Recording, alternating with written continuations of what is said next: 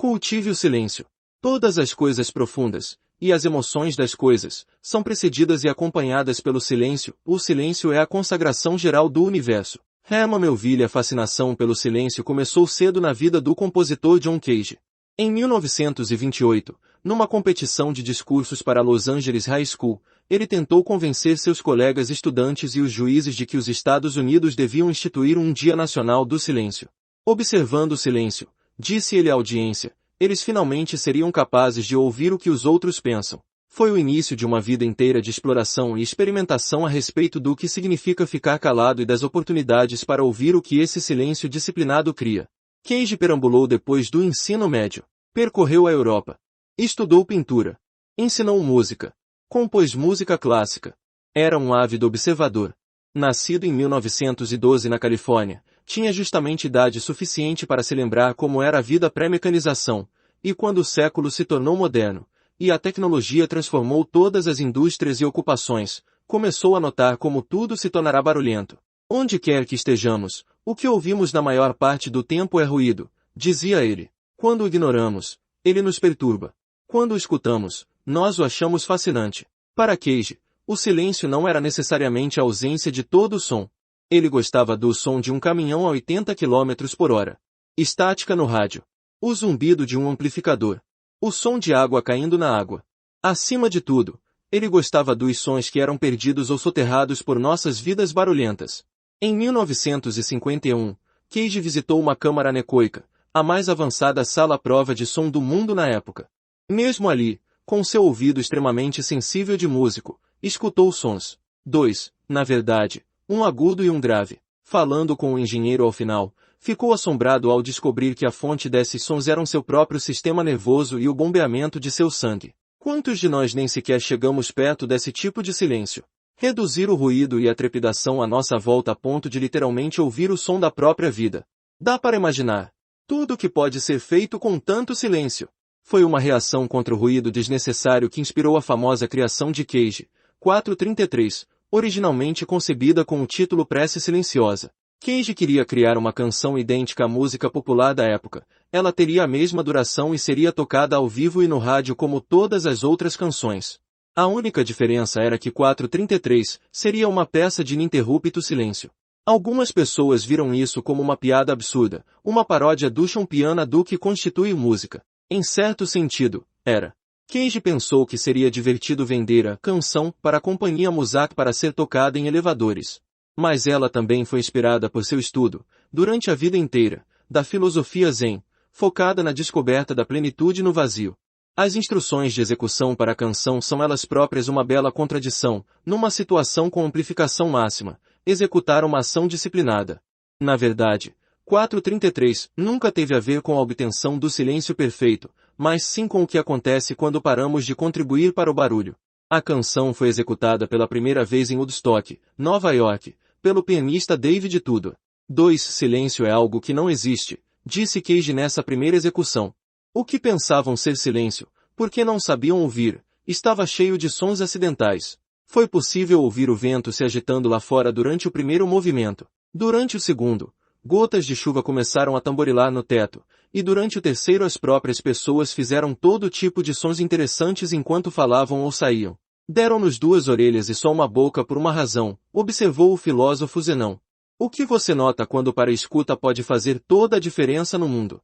Uma parte muito grande de nossas vidas é definida pelo ruído. Fones de ouvido são colocados, ferramentas que suprimem o ruído para que possamos ouvir melhor o outro ruído. Telas ligadas. O silencioso ventre de metal de um avião jumbo, viajando a 1000 km por hora, está cheio de nada senão pessoas tentando evitar o silêncio. Elas preferem assistir aos mesmos filmes ruins repetidas vezes, ou ouvir alguma entrevista fútil com uma celebridade irritante, a parar e absorver o que está acontecendo à sua volta. Preferem fechar sua mente a sentar-se ali e ter de usá-la. O pensamento não funcionará exceto em silêncio, disse Thomas Carlyle. Se quisermos pensar melhor, precisamos agarrar esses momentos de quietude. Se quisermos mais revelações, mais insights ou grandes avanços ou ideias novas e grandiosas, temos de criar mais espaço para elas. Temos de nos afastar do conforto das distrações e dos estímulos barulhentos. Temos de começar a escutar. No centro de Helsinki, há um pequeno prédio chamado Kempi Chapel. Não é um lugar de culto, estritamente falando, mas é tão silencioso quanto uma catedral. Na verdade, mais silencioso, pois não há ecos, não há órgãos, não há portas enormes que rangem. Trata-se, de fato, de uma igreja do silêncio. Está aberta para qualquer pessoa que esteja interessada num momento de silenciosa espiritualidade numa cidade movimentada. Você entra e só há silêncio. Glorioso, sagrado. O tipo de silêncio que nos faz realmente começar a ouvir. Randall Stutman, que por décadas tinha sido conselheiro nos bastidores de muitos dos maiores CEOs e líderes em Wall Street, certa vez estudou de que modo várias centenas de executivos seniores de importantes corporações recarregavam as energias em seu tempo livre. As respostas foram coisas como velejar, pedalar longas distâncias, ouvir música clássica em silêncio, mergulhar, andar de motocicleta e pescar com iscas artificiais.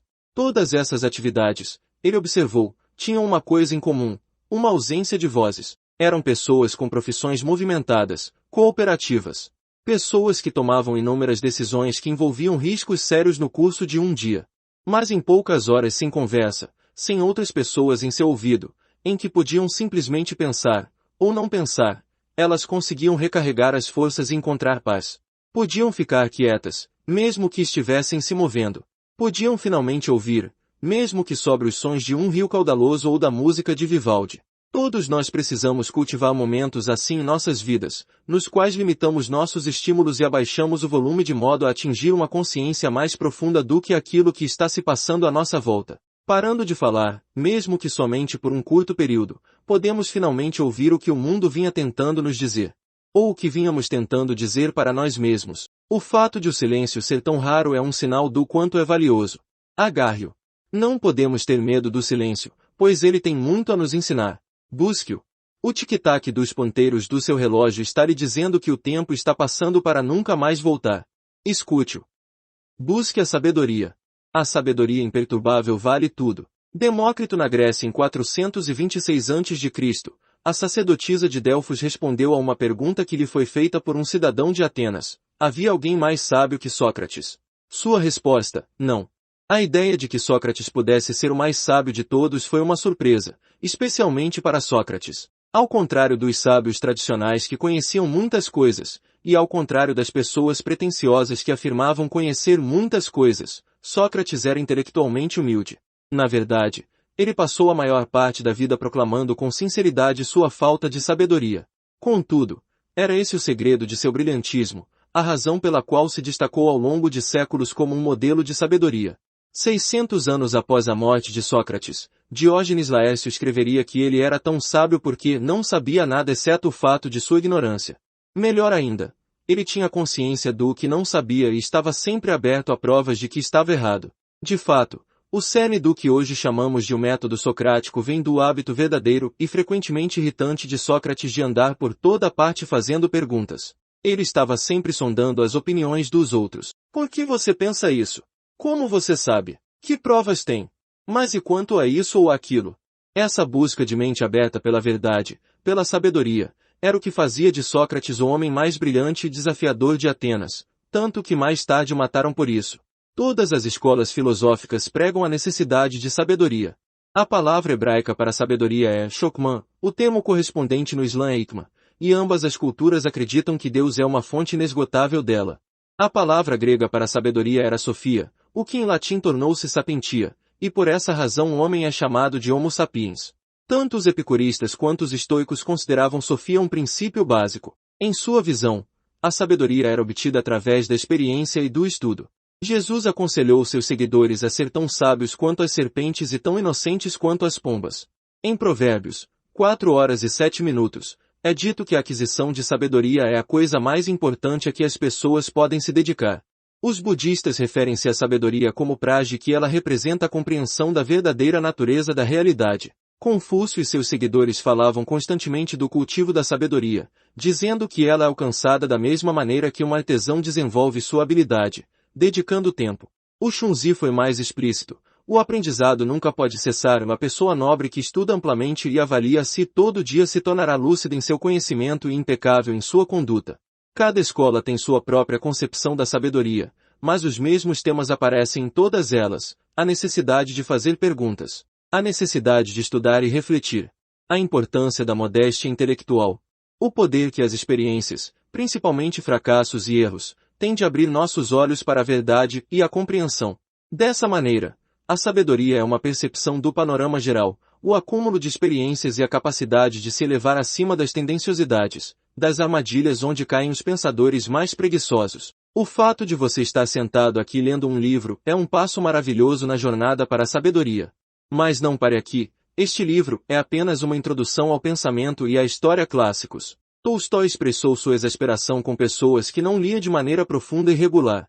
Não posso compreender, disse ele, como algumas pessoas podem viver sem se comunicar com as pessoas mais sábias que algum dia viveram na Terra. Há uma outra frase, agora clichê, que é ainda mais incisiva. Pessoas que não leem não têm nenhuma vantagem sobre aquelas que não sabem ler. Existe, contudo, pouca vantagem em ler com arrogância ou para confirmar opiniões preexistentes. Hitler passou sua curta sentença de prisão após a Primeira Guerra Mundial lendo os clássicos da história.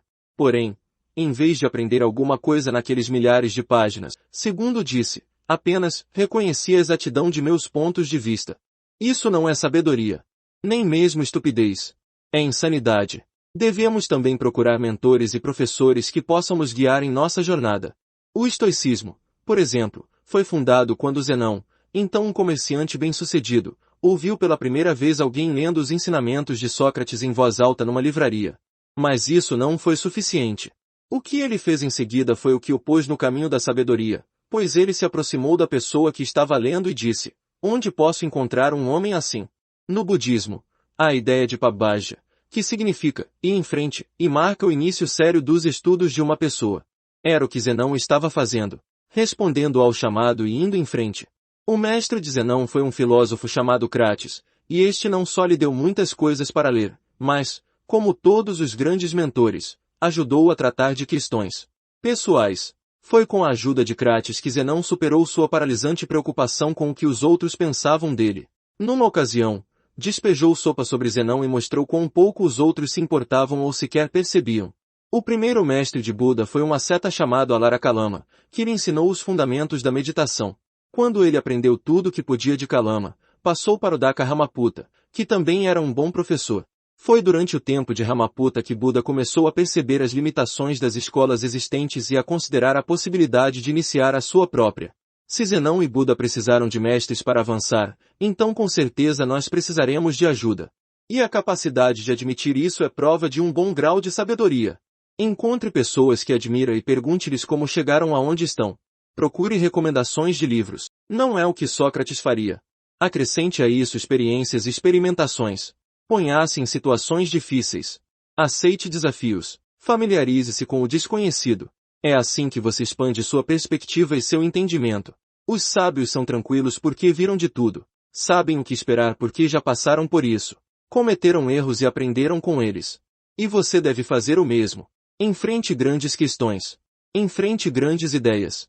Trate seu cérebro como o músculo que ele é, fortaleça-se através da resistência, da exposição e do treinamento. Não confunda a busca da sabedoria com um desfile interminável de pôr do sol e flores. A sabedoria não produz imediatamente quietude ou clareza.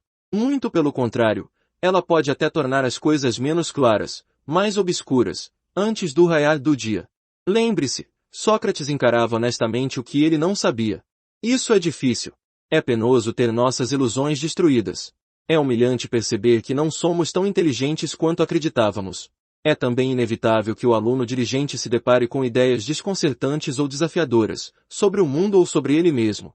É claro que isso será perturbador. Como poderia não ser? Mas tudo bem. É melhor do que sair colidindo pela vida, e uns com os outros, como toupeiras cegas, para tomar emprestada a analogia de Khrushchev. Queremos ficar com a dúvida. Queremos saboreá-la. Queremos segui-la onde ela nos levar. Porque do outro lado está a verdade. Encontre confiança. Evite o ego. Evite ter seu ego tão perto do seu cargo para que, quando você perder seu cargo, seu ego não vá junto. Colin Powell em 1000 a.C. no Vale de Elá, os povos de Israel e da Filisteia estavam presos numa guerra terrível.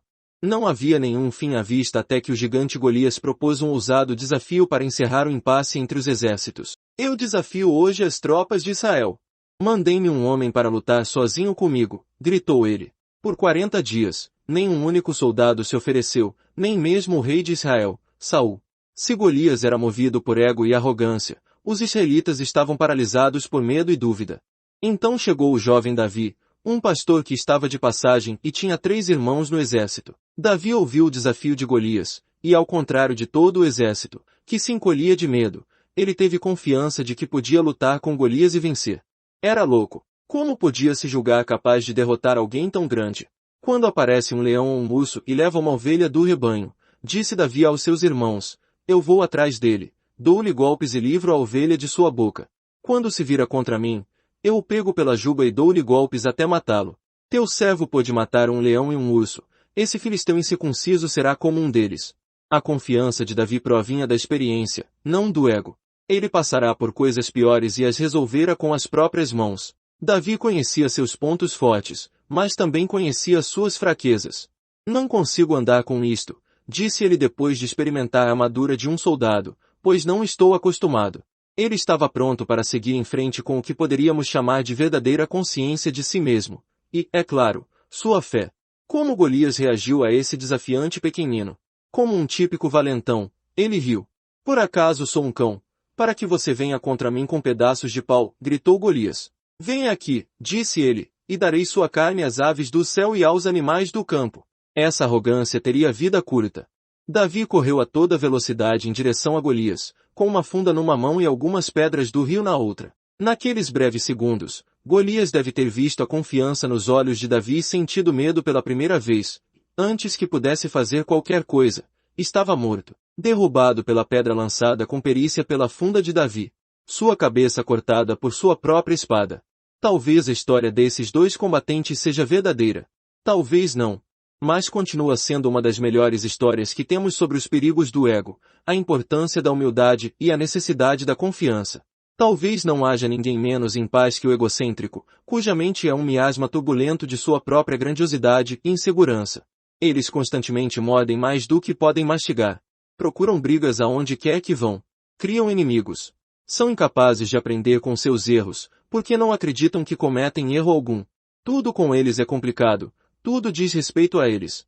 A vida é solitária e penosa para o homem ou mulher movido pelo ego. Donald Trump na Casa Branca, longe de sua mulher e filho, em seu roupão de banho, vociferando sobre os noticiários. Alexandre, o Grande, bêbado outra vez, lutando e matando seu melhor amigo por causa de uma discussão estúpida, sem pensar em nada senão na próxima conquista.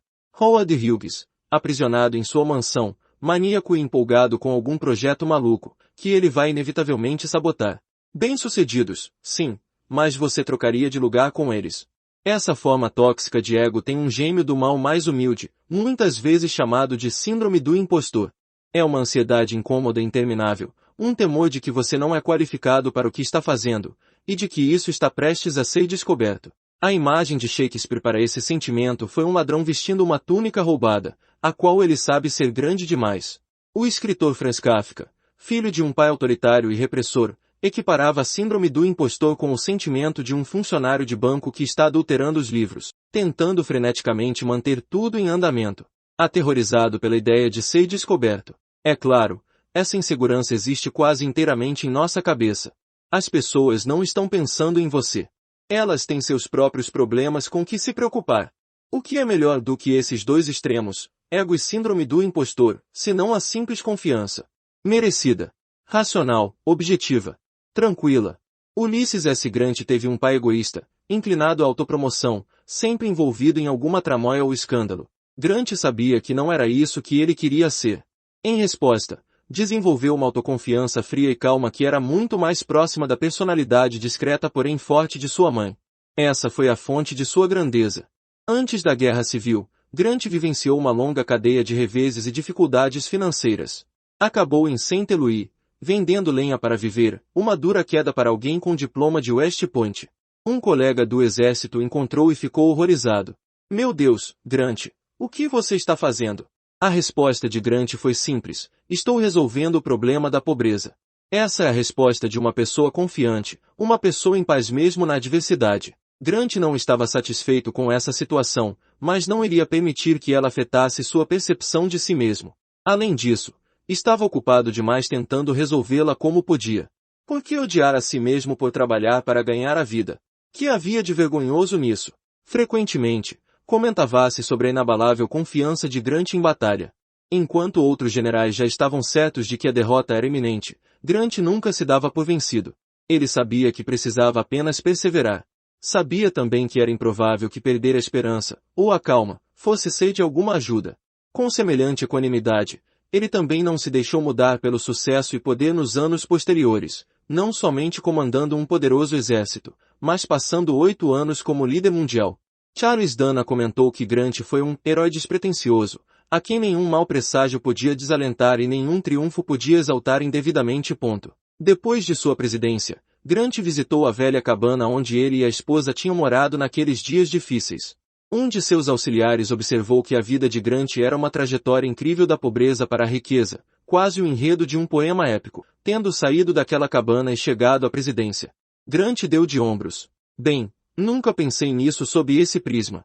Isso também é confiança. E ela não precisa nem de congratulações nem de glória para se deleitar, pois é uma sincera compreensão de nossos pontos fortes e fraquezas, capaz de revelar o caminho para uma glória maior, paz interior e clareza mental. Uma pessoa confiante sabe o que importa, sabe quando ignorar as opiniões dos outros, não se gaba ou mente para se dar bem, enfrentando posteriormente dificuldade em corresponder à expectativa alheia. A confiança é a liberdade para estabelecer padrões próprios e livrar-se da necessidade de demonstrar seu valor. Uma pessoa confiante não teme a discordância e não vê a mudança, a troca de uma opinião incorreta por uma correta, como uma admissão de inferioridade. O ego, por outro lado, é abalado por dúvidas, afligido pela arrogância, exposto por sua própria presunção e ostentação. No entanto, não sonda a si mesmo, nem se deixa sondar, porque sabe o que poderia ser encontrado. Mas uma pessoa confiante é aberta, reflexiva e capaz de ver a si mesma sem restrições. Tudo isso abre espaço para a quietude, eliminando o conflito, a incerteza e o ressentimento desnecessários. E você? Onde está nesse espectro? Haverá reveses na vida. Mesmo um mestre ou gênio vivencia períodos de inadequação quando tenta aprender novas habilidades ou explorar novos domínios. A confiança é o que determina se isso será uma fonte de angústia ou um desafio agradável. Se você fica consternado toda vez que as coisas não estão a contento, se não consegue desfrutar quando as coisas caminham como você quer porque as sabota com dúvidas e inseguranças, a vida será um inferno. E, com certeza, confiança plena ou confiança constante são coisas que não existem. Vamos oscilar. Vamos ter dúvidas. Vamos nos encontrar em novas situações de completa incerteza. Mas, ainda assim, queremos olhar dentro desse caos e encontrar aquele núcleo de confiança tranquila. Foi o que Kennedy fez na crise dos mísseis de Cuba. Ele estivera em situações difíceis antes, como quando seu barco torpedeiro PT afundou no Pacífico e tudo pareceu estar perdido. Ele aprendeu então que o pânico não resolvia nada e que a salvação raramente vinha da ação precipitada. Aprendeu também que podia contar consigo mesmo e que podia superar a situação, se não perdesse a cabeça. O que quer que acontecesse, disse ele a si mesmo no início da crise, ninguém escreveria um livro chamado Canhões de Outubro sobre a maneira como ele resolveu a situação. Era algo que ele podia controlar, e foi nisso que ele encontrou confiança. Isto é essencial. Tanto as pessoas egoístas quanto as inseguras tornam seus defeitos o centro da própria identidade, seja encobrindo-os, seja ruminando sobre eles ou externando-os. Para elas, a quietude é impossível, porque a quietude só pode se enraizar na força. É nisso que temos que nos concentrar. Não alimente sua insegurança. Não alimente seus delírios de grandeza. Ambos são obstáculos para a quietude. Seja confiante. Você mereceu isso. Solte. O trabalho feito em troca de uma recompensa é muito inferior ao trabalho feito na yoga da sabedoria. Ponha seu coração no seu trabalho, mas nunca na recompensa. Não trabalhe pela recompensa, mas nunca pare de fazer o seu trabalho. Bhagavad Gita, o grande mestre de arco e flecha Vaquenzo, não se concentrava em ensinar o domínio técnico do arco. Quase não passava tempo instruindo seus alunos sobre como mirar intencionalmente e atirar, dizendo-lhes para apenas puxar a corda para trás até que o tiro caísse de ti como uma fruta madura. Em vez disso, ele preferia ensinar aos alunos uma importante habilidade mental, desapego. O que se interpõe no teu caminho, disse Kenzo certa vez a seu aluno Eugênio Rigel, é que tens uma vontade obstinada demais. Era essa vontade obstinada, o desejo de estar no controle de tal horário e o processo de tudo de que somos parte, que impedia Rigel de aprender, de realmente dominar a arte que ele praticava. O que Kenzo queria que seus alunos fizessem era tirar o pensamento de atingir o alvo de suas mentes. Queria que eles se desapegassem até da ideia de um resultado. Os acertos no alvo, dizia ele, são somente a prova exterior e a confirmação de tua ausência de propósito em seu grau mais elevado, de tua falta de ego, teu autoabandono ou como quer que queiras chamar esse estado. Esse estado é a quietude. Mas desapego e ausência de propósito não são exatamente como atitudes produtivas, não é? Esse era exatamente o tipo de dilema incômodo em que Kenzo queria pôr seus alunos. A maioria deles, como nós, queria que lhes dissessem o que fazer e lhes mostrassem como fazê-lo. Espera-se que nos importemos, e muito. A vontade obstinada deveria ser um ponto forte. Foi isso que funcionou para nós desde que éramos crianças que queriam se sair bem na escola. Como melhorar sem isso? Como essa pode ser a maneira de acertar na mosca? Bem, vamos voltar um pouco. Você já notou que quanto mais queremos algo, quanto mais insistimos em certo resultado, mais difícil pode ser alcançá-lo. Esportes como golfe e tiro com arco são os exemplos perfeitos disso. Quando você tenta acertar a bola com muita força, ela acaba desviando para a esquerda. Se levanta os olhos para acompanhar a bola e sacode o taco sem querer, ela desvia para a direita e vai parar na mata. A energia que você despende apontando a flecha, particularmente no começo, é energia não despendida melhorando a sua postura. Se estiver consciente demais dos componentes técnicos do tiro, você não fica relaxado ou tranquilo o suficiente. Como os atiradores dizem hoje em dia, lento é tranquilo, tranquilo é rápido. A quietude, portanto, é realmente um caminho para desempenhos melhores. Relaxar lhe dará mais controle do que se agarrar com força a um método ou a um resultado específico. Obviamente um mestre de tiro com arco como Kenzo percebia que, no início do século XX, as habilidades que ele ensinava não eram mais questões de vida ou morte. Ninguém precisava saber como disparar uma flecha para sobreviver. Mas outras habilidades necessárias para dominar o tiro com arco continuavam sendo essenciais: foco, paciência, respiração, persistência, clareza. E, mais do que tudo, a capacidade de soltar. O que precisamos na vida, nas artes, nos esportes, é nos descontrair, tornar-nos flexíveis, chegar a um lugar onde não haja nada em nosso caminho, nem mesmo nossa própria obsessão com certos resultados. Um ator não se transforma num personagem pensando sobre ele, tem de se soltar, livrar-se da técnica e adentrar no papel. Empresários não caminham pelas ruas deliberadamente à procura de oportunidades, eles têm de se abrir para notar as pequenas coisas à sua volta.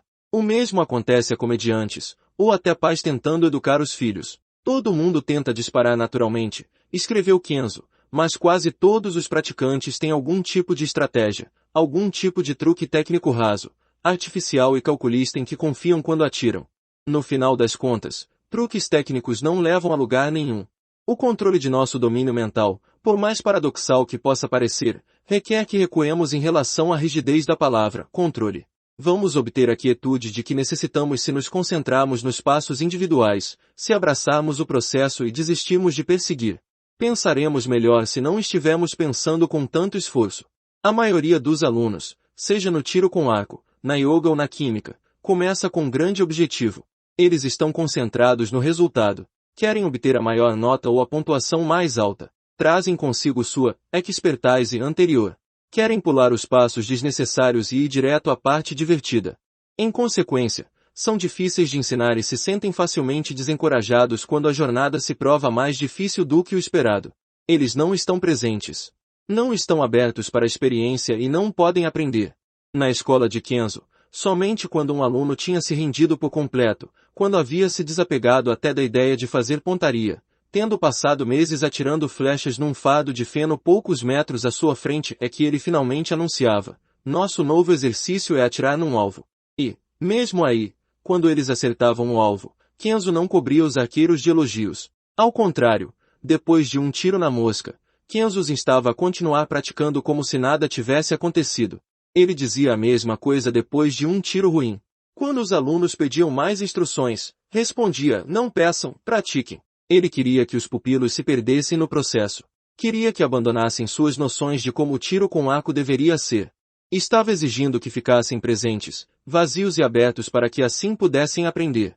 No hinduísmo, no budismo, no sikhismo e no jainismo, a flor de lótus é um símbolo poderoso. Embora suja da lama de um lago ou rio, ela não se eleva altaneira para o céu, e sim flutua livremente, serena, sobre a água. Dizia-se que, Por onde quer que Buda andasse, flores de lótus apareciam para marcar suas pegadas. De certo modo, o lótus também encarna o princípio do soltar. É belo e puro, mas também atingível e modesto. É ao mesmo tempo apegado e desapegado. Esse é o equilíbrio que queremos alcançar. Na vida, se mirarmos o troféu, seja ele reconhecimento, riqueza ou poder, erraremos o alvo. Se mirarmos o alvo com intensidade demais, como Kenzo advertia seus alunos, descuidaremos do processo e da arte necessários para atingi-lo. O que deveríamos estar fazendo é praticar. Deveríamos repelir aquela vontade obstinada. Quanto mais perto chegamos da maestria, menos nos importamos com os resultados específicos. Quanto mais somos cooperativos e criativos, menor nossa tolerância com o ego ou a insegurança. Quanto mais em paz estamos, mais produtivos conseguimos ser. Somente através da quietude os problemas são resolvidos. Somente com a redução das metas os alvos mais difíceis ficam ao alcance. Passemos à próxima etapa. Se a mente é disciplinada, o coração logo passa do medo ao amor. John Cage: as apostas do que cada um de nós está tentando fazer são altas demais para nos deixarmos levar pela tagarelice dos noticiários ou o ruído da multidão. Os insights que buscamos estão muitas vezes enterrados e raramente são óbvios. Para encontrá-los, precisamos ser capazes de olhar com profundidade, de perceber aquilo que outros são incapazes de notar. Então ignoramos o ruído. Concentramo-nos no que é essencial. Ficamos ali com a presença. Com nossos diários. Esvaziamos nossa mente. Tentamos, nas palavras de Marco Aurélio, ignorar tudo isso e eliminar tudo, todo aborrecimento e distração, e alcançar a quietude absoluta. Construir uma espécie de caixa forte ou fortaleza mental que nenhuma distração ou falsa impressão possa violar. Por breves momentos, conseguimos chegar lá. E quando estamos lá, nos descobrimos capazes de coisas que nem sabíamos ser possíveis. Desempenho excelente. Clareza impressionante. Felicidade profunda. Contudo, essa quietude muitas vezes é fugaz. Por quê? Porque ela é sabotada por perturbações em outro lugar, não só a turbulência esperada no mundo à nossa volta, mas também dentro de nós. Em nosso espírito e em nossos corpos físicos. A mente tende à quietude, disse Lao Tse, mas é obstada pelo desejo. Somos como o público na performance de Marina Abramovic, presentes por um momento, impelidos à quietude por um instante. Depois estamos de volta à cidade, de volta às velhas rotinas e atraídos por infinitos desejos e maus hábitos, como se aquela experiência nunca tivesse acontecido. Um lampejo de quietude não é o que buscamos. Queremos foco e sabedoria constantes a que possamos recorrer mesmo nas situações mais difíceis. Para chegar lá será necessário mais esforço. Será necessária certa dose de autoanálise holística, tratar a doença e não apenas seus sintomas. A premissa deste livro é que nossos três domínios, mental, emocional e corporal, devem estar em harmonia. A verdade é que para a maioria das pessoas esses domínios não estão só fora de sincronia, mas em guerra uns com os outros. Nunca teremos paz até que a guerra civil descrita pelo Dr. King seja resolvida. A história nos ensina que a paz é o que fornece a oportunidade de construir. É o boom pós-guerra que transforma nações em superpotências e pessoas comuns em centros de energia. E assim temos de seguir em frente para travar a próxima batalha, para apaziguar o domínio do espírito e purificar nosso coração, nossas emoções, nossos impulsos, nossas paixões.